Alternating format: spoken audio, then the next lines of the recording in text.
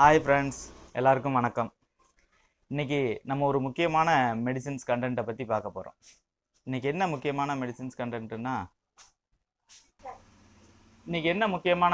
பற்றி பார்க்க போகிறோம்னா, எமர்ஜென்சி ஹார்ட் அட்டாக் மெடிசின்ஸ். நம்ம ஹார்ட் அட்டாக் பிரச்சனைன்றது எல்லாருக்குமே இப்போ பரவலாக வந்துடுது. எப்படின்னா, நம்ம கிராமப்புறங்களில் இருக்கிறவங்களுக்கும் அந்த பிரச்சனை இருக்குது, நகரப்புறங்களில் இருக்கிறவங்களுக்கும் அந்த பிரச்சனை இருக்குது. சின்னவங்க பெரியவங்க யாருமென்னே பார்க்க முடியாது. ஏன்னா இன்றைக்கி எல்லா உணவு பழக்க வழக்க முறைகளும் மாறிட்டதால் இன்றைக்கி பரவலாக ஹார்ட் அட்டாக் பிரச்சனை எல்லாருக்குமே உண்டு.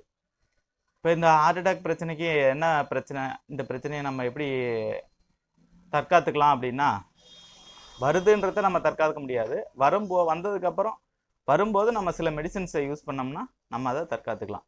நம்ம அந்த மெடிசின்ஸ் யூஸ் பண்ணுறதுக்கு முன்னாடி இந்த ஹார்ட் அட்டாக் பிரச்சனை 3 விதமாக பிரித்து சொல்லுவோம். இப்போ 3 விதமானா mild heart attack, moderate heart attack, அந்த சிவியர் ஹார்ட் அட்டாக், அந்த மேஜர் ஹார்ட் அட்டாக்னுவோம். அப்போ மைல்டு ஹார்ட் அட்டாக்னும் போது லைட்டாக வலிச்சுக்கிட்டே இருக்கும், லைட்டாக ஜெஸ்ட் பெயின் வலிச்சுக்கிட்டே இருக்கும். அது கேஸ் வழியா இல்லை ஹார்ட் அட்டாக் வழியான்னு கூட நம்மளால் கண்டுபிடிக்க முடியாது. இருந்தாலும் கேஸ் ஃபார்ம் ஆகி வலியாக இருந்தால் உடனே சரியாயிடும். ஆனால் இந்த ஹார்ட் அட்டாக் வலி சரியாகாது, அது அப்படியே மைல்டாக வலிச்சுக்கிட்டே இருக்கும். அதுதான் மைல்டு அட்டாக்குன்றோம். அப்போ அந்த மைல்டு அட்டாக் வந்ததுக்கப்புறம் நம்ம என்ன பண்ணோம்னா, இந்த மெடிசின்ஸை டக்குன்னு நான் சொல்கிற மெடிசின்ஸ், அந்த 3 மெடிசின்ஸையும் ஒவ்வொரு மெடிசனை எடுத்து போட்டு நம்ம டாக்டரை உடனே போய் டாக்டரை பார்த்து அதுக்குண்டான செக்அப் பண்ணி இசிஜியெல்லாம் பார்த்துட்டு டாக்டர் கன்சல்டேஷன் பண்ணி அவங்க என்ன மெடிசன் கொடுக்குறாங்களோ அதை ரெகுலராக ஃபாலோ பண்ணிக்கிட்டோம்னா நம்ம அந்த பிரச்சனைலேருந்து தற்காத்துக்கலாம். இப்போ மாடரேட்டு ஹார்ட் அட்டாக்ன்றோம். இப்போ மாடரேட் ஹார்ட் அட்டாக்குன்னா கொஞ்சம் வலி ஜாஸ்தியாக இருக்கும். அந்த வலி ஹார்ட் அட்டாக் வலி தான்றது நம்ம கன்ஃபார்மாகவே தெரியும். ஜாஸ்தியாக இருந்துக்கிட்டே இருக்கும், குறையவே குறையாது.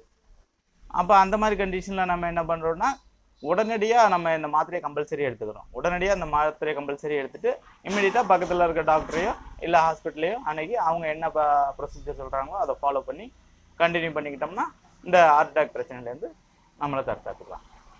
இன்னொன்று சிவியர் அட்டாக். சிவியர் அட்டாக்னா மேஜர் அட்டாக்னு சொல்லுவோம். இப்போ சிவியர் அட்டாக், மேஜர் அட்டாக் இது வரும்போது, மேஜர் அட்டாக் வரும்போது நம்மளால் ஒன்றுமே கான்சியஸே பண்ண முடியாது.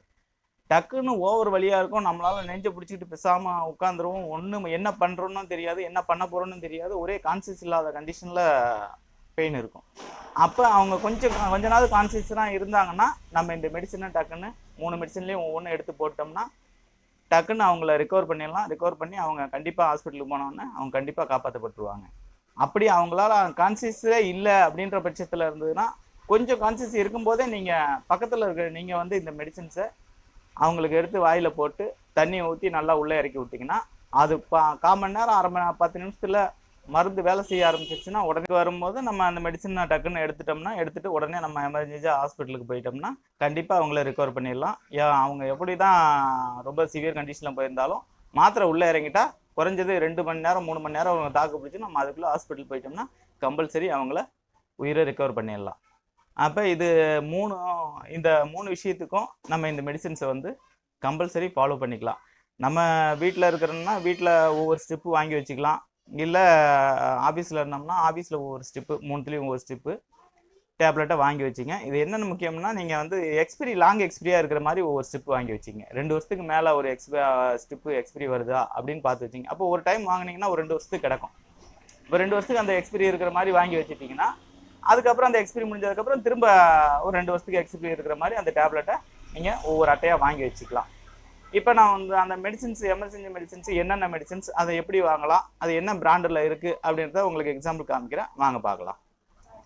இப்போ இந்த எமர்ஜென்சி 3 மெடிசின்ஸ் என்னென்னு பார்க்குறோன்னா, முதல் மெடிசின்ஸ் அட்டோராஸ்டேட்டின், குளோபிடோக்ரில், ஆஸ்பிரின்.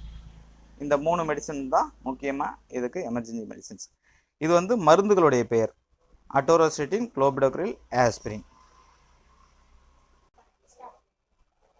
இப்போ இந்த அட்டோராஸ்டேட்டின் பிராண்ட் நேம் பார்த்தீங்கன்னா, example brand name Atorva 20 mg 40 mg, லிப்பிகைன் 20 mg 40 mg, Atorlip 20 mg 40 mg. இது மினிமம் 20 mg 40 mgல கம்பல்சரி நம்ம எடுத்தாகணும். கம்மியாக இருக்கிற டோஸு வாங்க வேண்டாம். அடுத்து குளோபிடோக்ரில் பார்த்தீங்கன்னா, குளோபிலட் 150 300 இருக்கும், குளோபிகைண்டு 150 300, குளோபிலட் 150 300. இதுலேயும் இது நான் எக்ஸாம்பிள் பிராண்டு கொடுத்துருக்கேன். நீங்கள் எந்த பிராண்டு நல்ல பிராண்டாக இருந்தாலும், நல்ல கம்பெனியாக இருந்தால் தாராளமாக நீங்கள் வாங்கி வச்சுக்கலாம். அடுத்து ஆஸ்பிரினுக்கு வந்து ஈகோஸ்பிரின் 150 300 இதுதான் example brand name.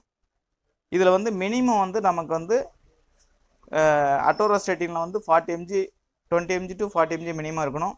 குளோபிடோக்ரில்லையும் 150 மில்லிகிராம்லேருந்து 300 milligram minimum இருக்கணும். ஈகோஸ்பிரினில் 150லேருந்து 300 மினிமம் இருக்கணும். அப்போ இந்த 3 மெடிசன்ஸையும் நம்ம கையில் வச்சிட்டோம்னா இந்த மாதிரி எமர்ஜென்சி நேராக கண்டிஷனில் நம்ம கம்பல்சரி அந்த மாதிரியில் ஒவ்வொன்றும் எடுத்து டப்புன்னு போட்டோம்னா இந்த ஹார்ட் அட்டாக் பிரச்சனைலேருந்து ரெக்கவர் ஆகிக்கலாம்.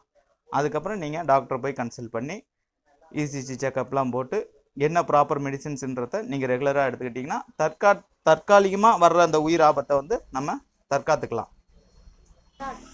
தயவு செய்து ஒவ்வொருத்தரும் இந்த மெடிசின்ஸை வாங்கி கம்பல்சரி வீட்லேயோ ஆஃபீஸ்லேயோ கம்பல்சரி வச்சிங்க. இது நம்ம தற்காத்துக்கு நம்மளையும் உதவும். பக்கத்தில் இருக்கிற தெரிஞ்சவங்களோ தெரியாதவங்களோ யாருக்காவது ஆத்திரம் அவசரம்னா நம்மளால் கண்டிப்பாக அவங்களுக்கு உதவ முடியும். இந்த மெடிசனை கம்பல்சரி வாங்கி வச்சிங்க.